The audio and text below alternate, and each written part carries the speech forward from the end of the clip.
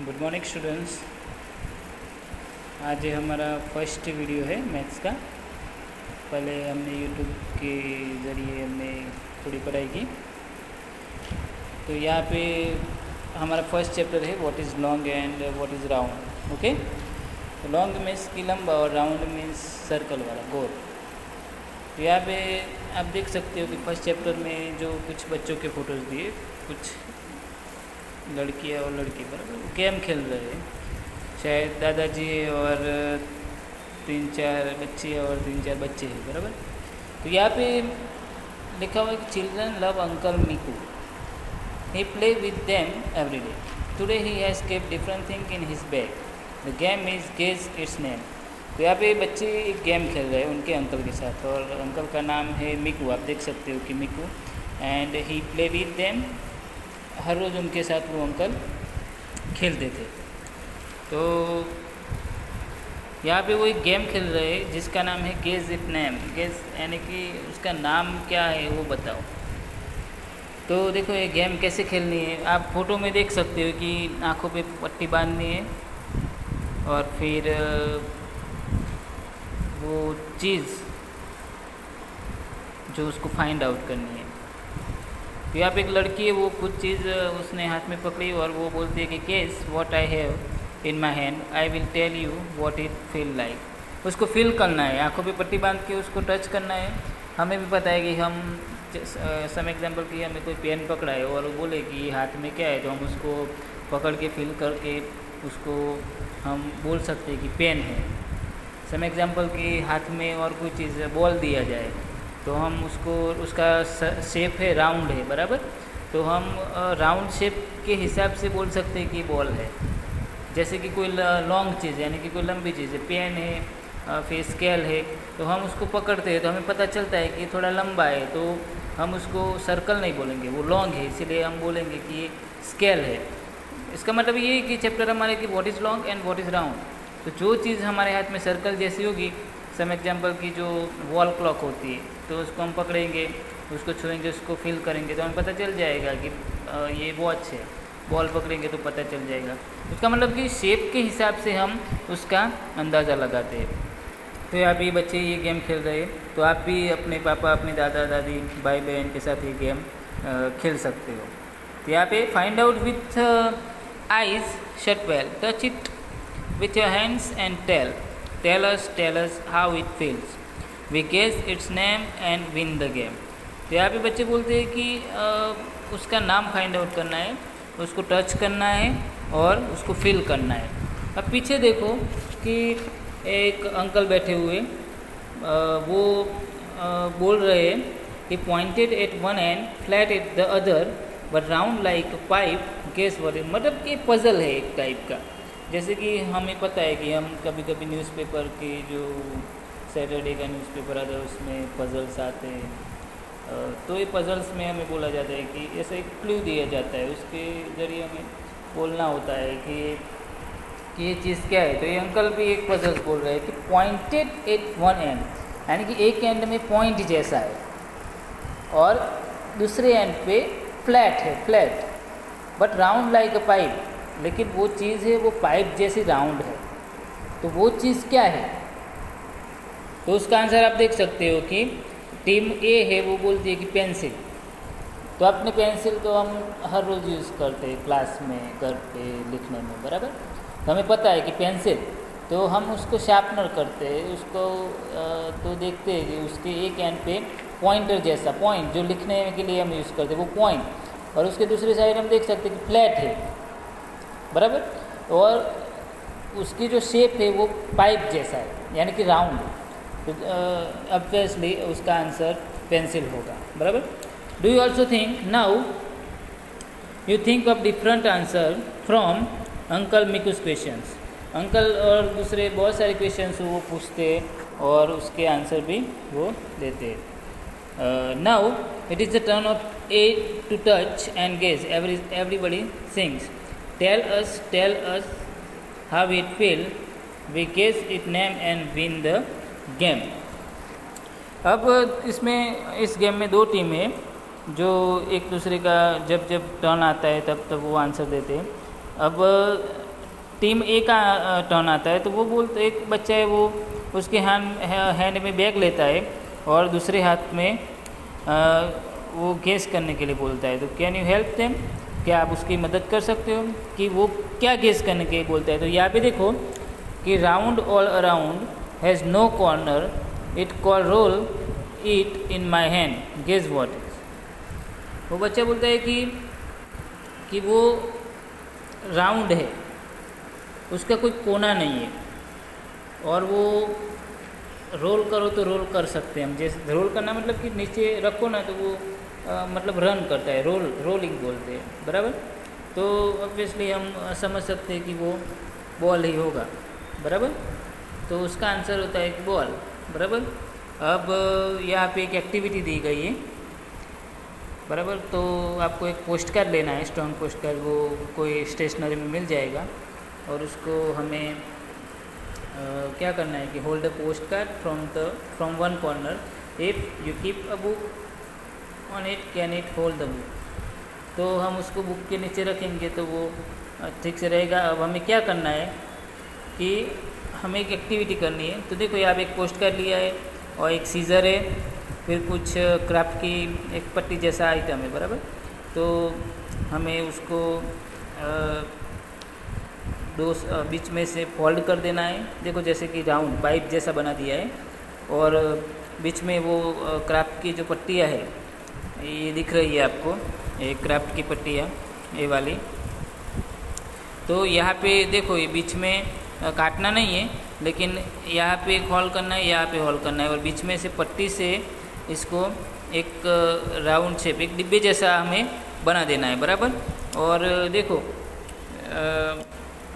नीचे third number में देखो कि फिर ऐसा बन जाने के बाद उसके ऊपर आप बुक रख सकते हो। हम देख सकते हैं कि जैसे ऐसा पोस्ट कार्ड होता है, हम उसके ऊपर बुक रखें तो वो ठीक से रहेगी नहीं, नीचे वो दब जाएगा पोस्ट कार्ड। लेकिन हम इसका सही यूज़ करके ऐसा फोल्ड करके राउंड शेप में बना के हम ये बना सकते हैं, तो हम उसके ऊपर बुक्स भी रख सकते हैं। इसको हम अच्छा यूज़ भी कर सकते हैं क्राफ्ट वर्क से।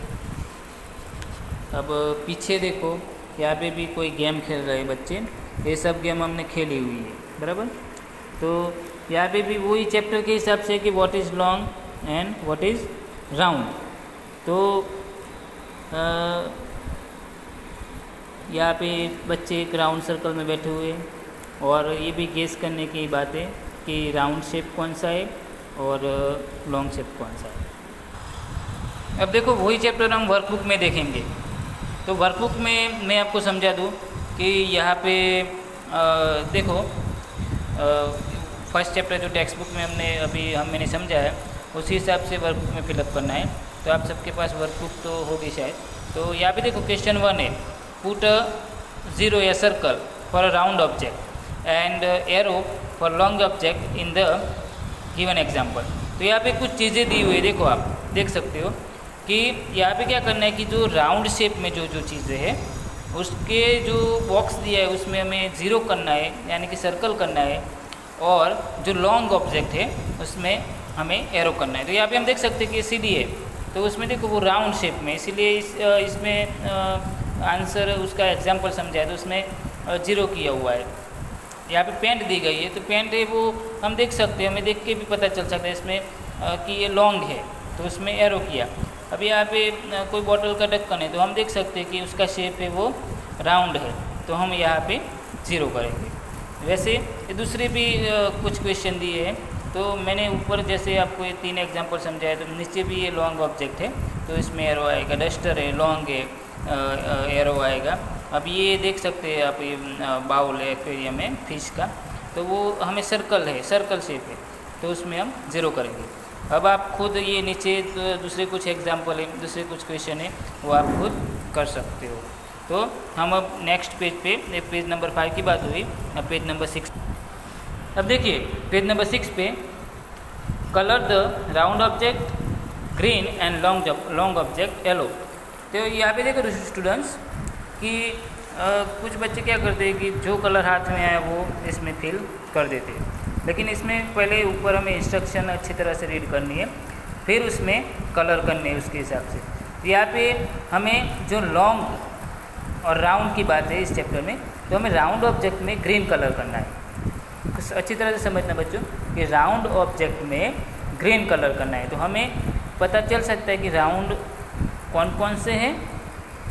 ये राउंड है, ये राउंड जैसा है, ये राउंड है, एक ये राउंड, ये बॉल है, एप्पल है, बाउल है, फिर ये भी राउंड शेप है, ये ऑरेंज है, ये भी राउंड शेप में, और ये पोमेग्रेनेट है यानी कि डाडम है। तो हम उसको इसके हिसाब से इसमें कलर करेंगे। और लॉन्ग ऑब्जेक्ट में यानी कि ये कैरेट है, ये पेड़ है, ये सब लॉन्ग ऑब्जेक्ट है, राइट। तो इसमें हम येलो कलर करेंगे। देखो आप इंस्ट्रक्शन आप अच्छी तरह से रीड करना कि ग्रीन वो राउंड में करना है और लॉन्ग ऑब्जेक्ट में हमें येलो कलर करना है। और ये तो सिर्फ हमें समझने के लिए बताएगा, अंडरस्टैंड हमें समझना है कि ये शेप है तो हम देख सकते हैं कि स्क्वायर शेप है, बराबर। तो ये रोल हम नीचे उसको रगड़ेंगे तो ये दौड़ेगा नहीं, लेकिन स्लाइड करेंगे, खिसकाएंगे तो वो थोड़ा हटेगा। और स्टैक यानी कि स्टैक का मतलब होता है कि एक के ऊपर उसको थप्पा लगाना, यानी कि जैसे कि हम बुक एक के ऊपर एक बुक रख सकते हैं, वैसे हम इसके ऊपर हम साइड में या उसके ऊपर हम एक से इसके जैसे ही हम स्टैक कर सकते हैं। दूसरा है वो इरेजर जैसा यानी कि रेक्टेंगल शेप जैसा है, तो उसको भी हम रोल नहीं कर सकते। रोल यानी कि ऐसे कि जैसे कि मेरे पास मैं पेन आपको एग्जांपल में समझाता हूँ कि मैंने ये रोल किया, यानी कि जैसे ये रन होता है उसको रोल करना। तो इस चीज़ को हम ऐसे पेन की तरह ऐसे रोल करेंगे तो रोल नहीं होगा। दूसरे नंबर की चीज़ भी ऐसे रोल करेंगे तो नहीं होगा। तो और स्लाइड करेंगे तो स्लाइड यानी कि उसको ऐसे खिसकाएंगे, ऐसे हाथ से पकड़ के, तो वो ऐसे से बाहर जाएगा। तो और स्टैक करना यानी कि मैं आपको एग्जांपल में समझाता हूँ। स्टैक करना यानी कि ये बुक है, बराबर, ये रेक्टेंगल है, तो और दूसरी बुक है। तो स्टैक करना है कि एक के ऊपर एक बुक से ऐसे रखना। तो हम ये शेप दिया गया है, तो हम उसके ये शेप को देखो एकदम स्क्वायर है, तो हम इसके जो इसके ऊपर ऐसा ही दूसरा शेप रखेंगे तो ठीक से ऐसे हम जितना बड़ा करना चाहिए उतना कर सकते हैं। दूसरी चीज़ भी वैसे है। अब थर्ड नंबर में बॉल है, देखो तो हम उसको रोल करेंगे, जैसे मैंने एग्जांपल में समझा कि पेन को रोल करते हैं हम, तो ऐसे इसको रोल करेंगे तो ये दौड़ेगा। लेकिन उसको स्लाइड यानी कि ऐसे धीरे से हम उसको खिसकाएंगे तो वो ये दौड़ेगा, ये ऐसे स्टॉप नहीं हो जाएगा ऐसे थोड़ी आगे जाके, बराबर। और उसको स्टैक यानी कि मेरे पास पेन है, बराबर, ये दौड़ती है। अब इस पेन के ऊपर मैं दूसरी पेन रखूँगा तो ये नहीं रहेगी। देखो मैं इस पेन के ऊपर ये पेन रखूँगा तो गिर जाएगी, यानी कि स्टैक होती नहीं है राउंड शेप। फिर ये भी राउंड शेप है, ऊपर एग्जांपल है वैसा ही इसको समझना है। इसके ऊपर भी स्टैक में रोंग दिया है तो स्टैक नहीं होगी। अब ये राउंड शेप है, लेकिन ये ऊपर का जो शेप है वो एकदम इक्वल है, देखो नीचे और ऊपर। तो इसके ऊपर और इसके ऊपर दूसरी ऐसी चीज़ें रखेंगे तो वो स्टैक होगा। तो देखो ये एग्जांपल में दिया गया है, इसके ऊपर भी नहीं होगा, स्टैक नहीं होगा, लेकिन ये सिर्फ स्लाइड होगा।